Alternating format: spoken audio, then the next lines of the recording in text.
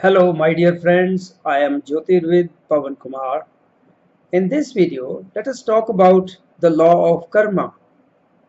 Law of karma is most misunderstood law of nature. It's a law of nature. You can say it's a law of divine law of natural justice.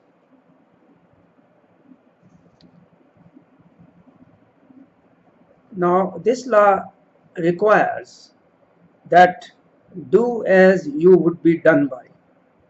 Because if you do something wrong with others, then the wrong or bad has to come back to you with added interest. It will be magnified. And if you do good to others, then good is bound to return to you again with interest, many times more than what you did. So it's a law of natural justice. Bible says, as one sows, so shall one reap. Right? So this truth is contained in all scriptures, but you need to understand.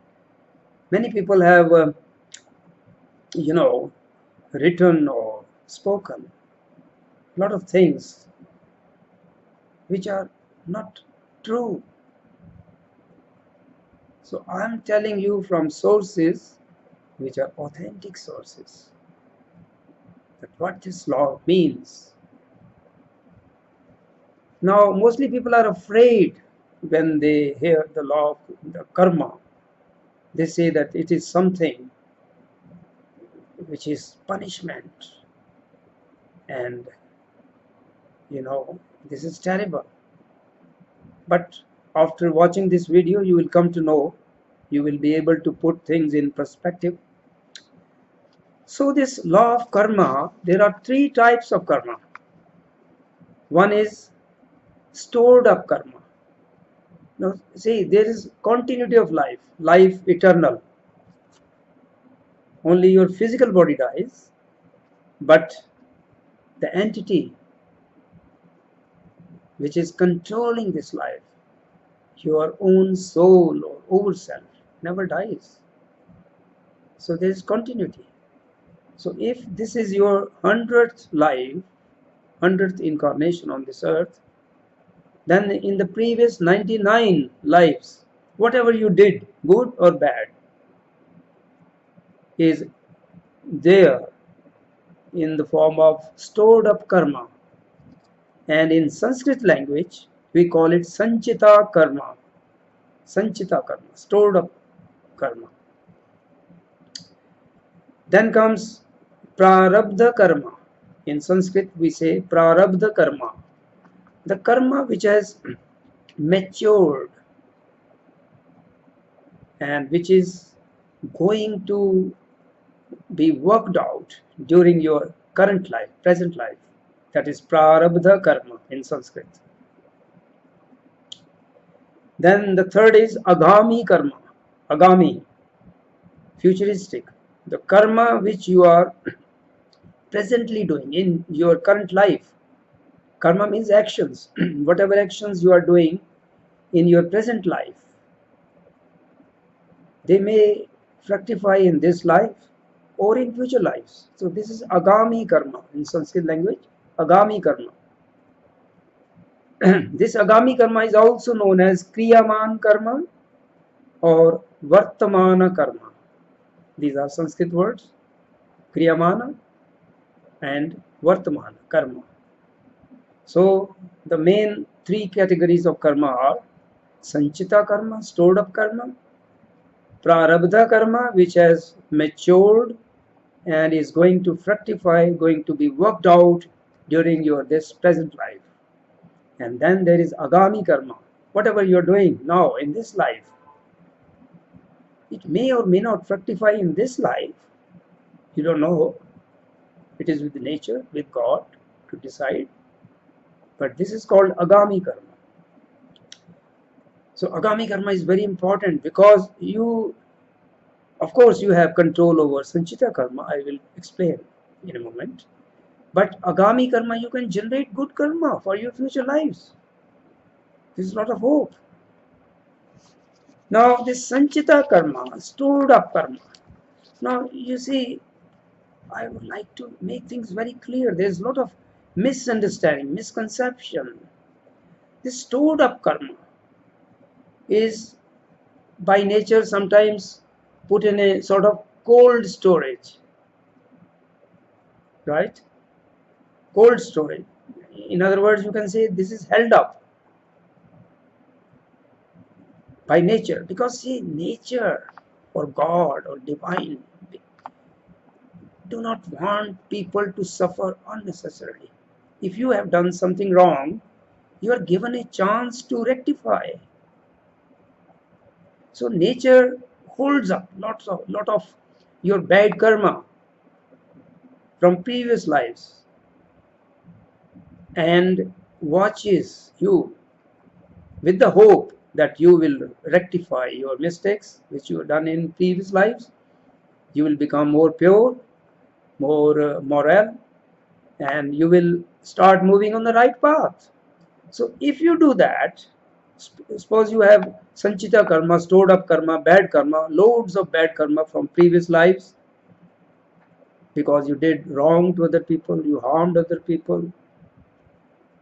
But in this life, you wake up, you hear the call of the nature, you wake up and you start moving on the right path. You are developing your character, you are putting lots of efforts in spiritual study, in pranayama, and you are trying to overcome your negative traits. You are moving on the right path.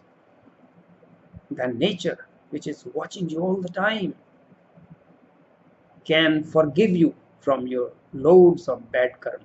All of it or part of it depends upon nature, depends upon your efforts, what you're doing. But it can be written off. This is true. Very few people know this. So you always have hope to rise above your present state of spiritual development. Nature wants you to come in the mainstream, to move on the right path.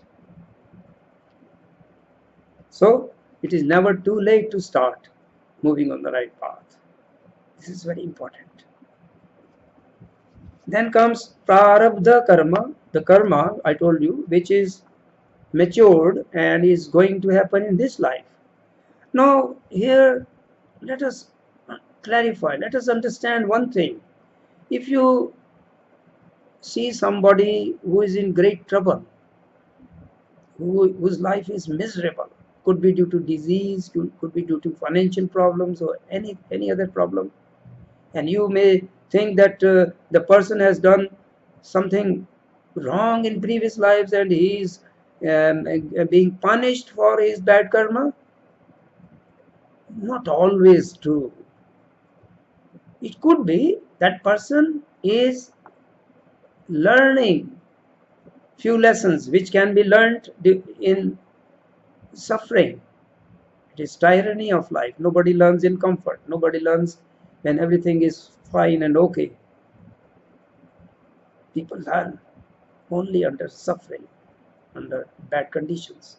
So it could be the person before coming to this earth, before birth, selected certain conditions, situations, bad conditions, in order to have some experiences, in order to evolve.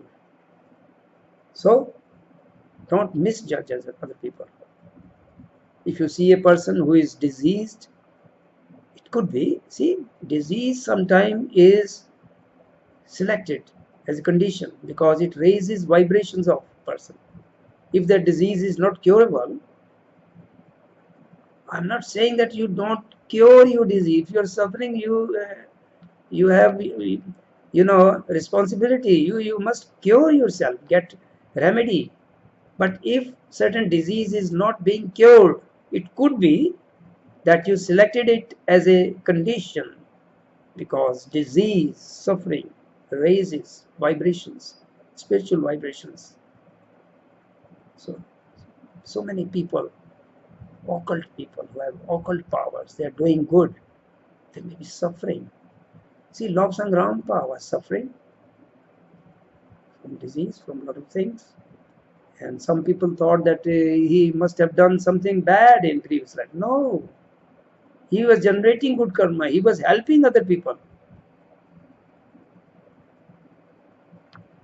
That is the thing. Try to understand.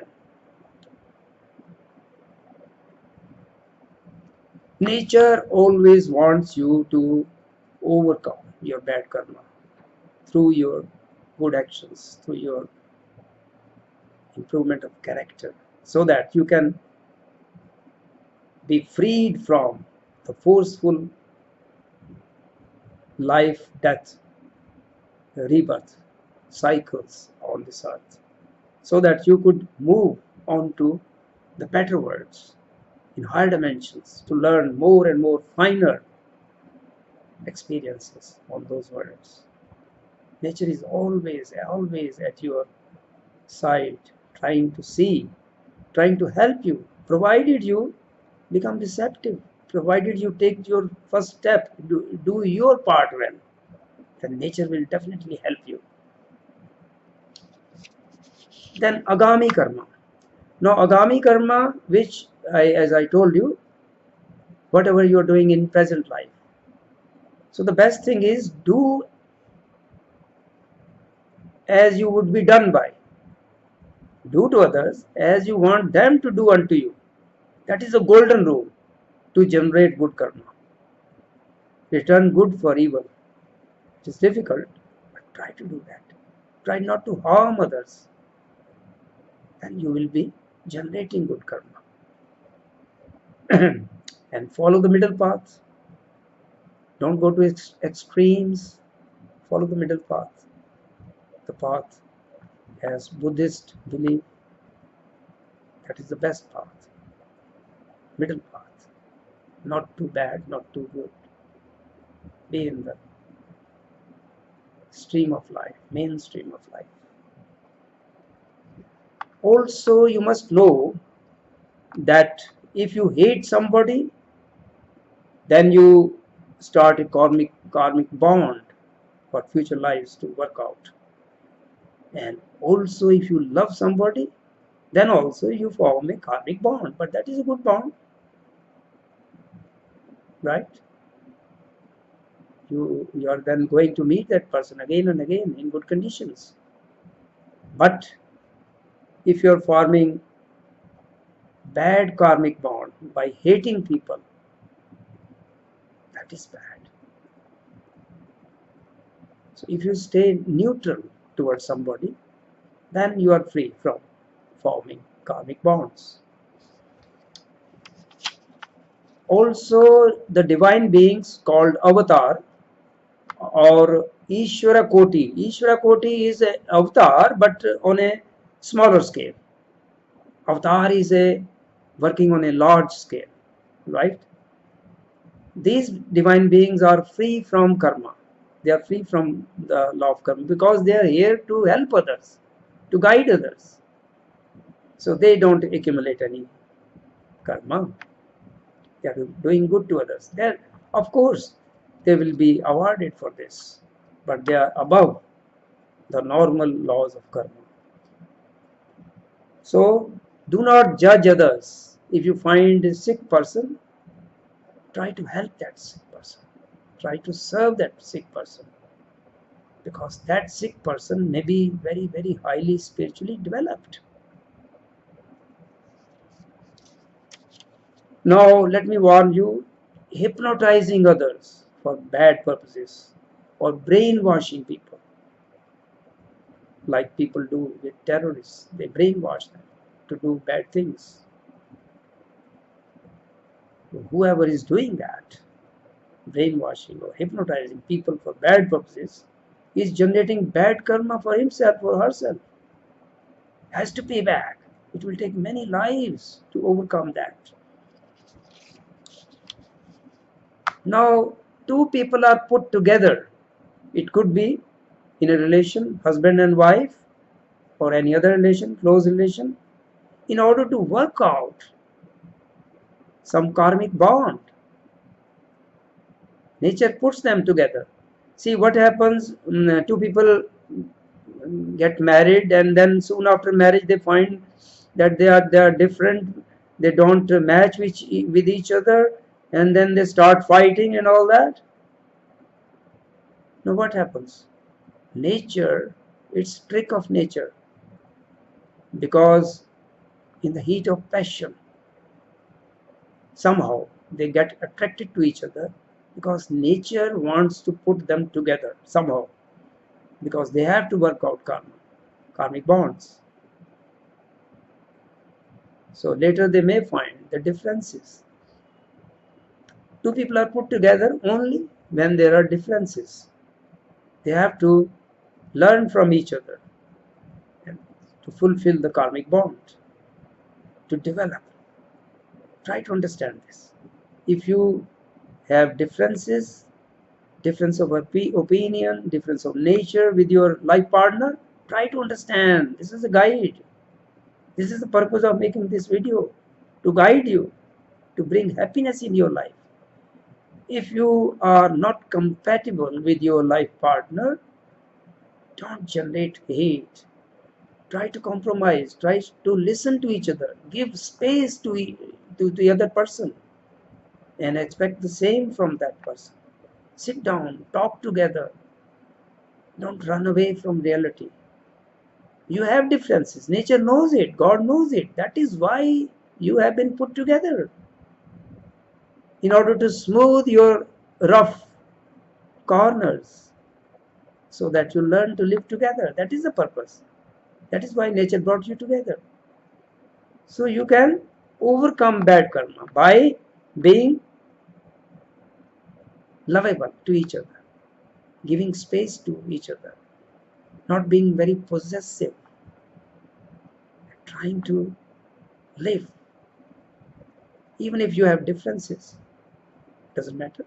Try to understand this. Nature has put you together for certain purpose, for developing both of you.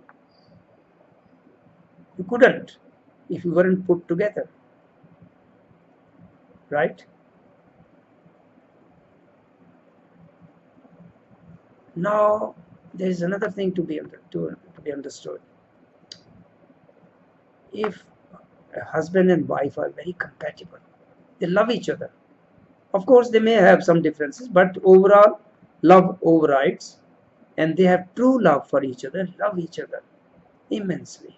But then suddenly, one of the partner dies due to some reason, because life is pre-planned, span is pre-planned, it is all pre-decided. So if one of the partner dies, then the other partner is unable to fulfill his or her love. So they will come again in some future life to fulfill their desires, to fulfill their bond of love and compatibility, intimacy. They will definitely come together. So if you lose your life partner, well, it's not in your hand. Then try to understand. Have faith that you will definitely meet that person again in some future life.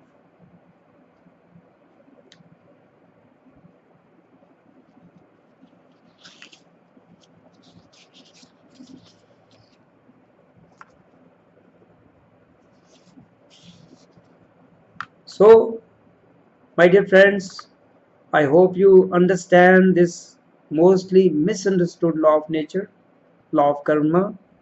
And if you are facing difficulties in life, problems in this life, obstacles in this life, and your life is miserable, then don't always blame your bad karma. If it was bad karma, then try to move on the right path, and nature will help you to overcome your bad karma. But in most of the cases, your bad conditions are there to give you some experiences so that you develop, right? Also, one more important thing. if you are living your last life on this earth, time will come when you are to move to other worlds, to other dimensions. You have done your part here. Suppose this is your last life, and generally, mostly, when a person is living last or one but last life, the life is miserable. Now, why? Because in that life, that person has to work out all karma, has to pay back whatever debts in the form of karma he has, because he is not coming back again. Try to understand. So if your life is miserable, then it could be a good news that you will not have to come back again on this world of sorrows. You are living your last life, or last but one life. In last one or two lives, your life is generally miserable because you have to pay back. You have to clear all previous karma, right? It is like if you are living in one city and you are going to be transferred to some other city, then you, in your last month or so, you have to run around, clear all accounts, bank accounts, and this and that, and lot of things. This is same with you in life. You have to clear all your karmic you know obligations, because you are not coming back again. So try to understand this mostly misunderstood law of karma. I hope you like this video. If you have any comments and questions on the topic of this video, you are most welcome. Thank you for watching.